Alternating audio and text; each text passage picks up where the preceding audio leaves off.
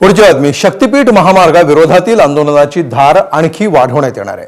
राज्यातल्या प्रत्येक जिल्ह्यामध्ये उद्या आंदोलन करण्यात येणार आहे आणि अर्थसंकल्पीय अधिवेशनाच्या पार्श्वभूमीवर मुंबईमध्ये गोलमेज परिषद घेण्यात येणार असल्याची घोषणा शक्तीपीठ महामार्ग विरोधी संघटनेच्या बैठकीत करण्यात आली.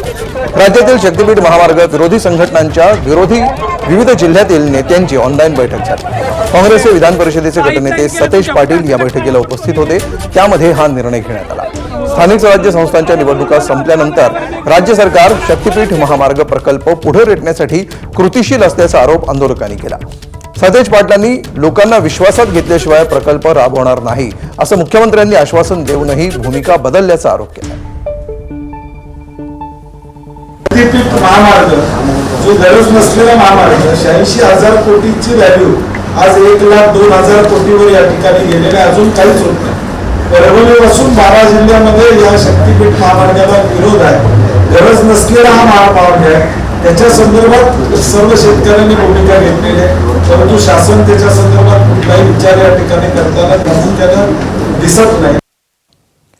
तर परभणीत 2 दिवसांपूर्वी शक्तीपीठ महामार्गासाठी प्रशासनानं जमीन मोजणी केली होती. यावेळी विरोध करणाऱ्यांना ताब्यात घेण्यात आलं होतं. या कारवाईचा निषेध करण्यासाठी उद्या पुन्हा एकदा मोजणी होणाऱ्या आंबेटाकळी गावामध्ये रास्ता रोको करण्यात येणार आहे. परभणीमध्ये आज विविध पक्ष संघटना आणि शक्तीपीठ बाधित शेतकऱ्यांची बैठक पार पडली.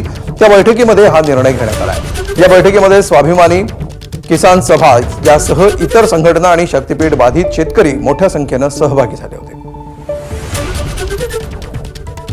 2 दिवसाखाली ससपूर जवळ येथे ज्या पद्धतीनं शेतकरी मायबापावर त्यांच्या जमिनीवर मुंडक्यावर पाय देऊन जमिनी मोजण्याचं काम झालं, त्याचा निषेध करून ते क्षीरसागर नावाचे नायब तहसीलदार आहेत, ते नालायकासारखं बोलत सुटलेलं आहे.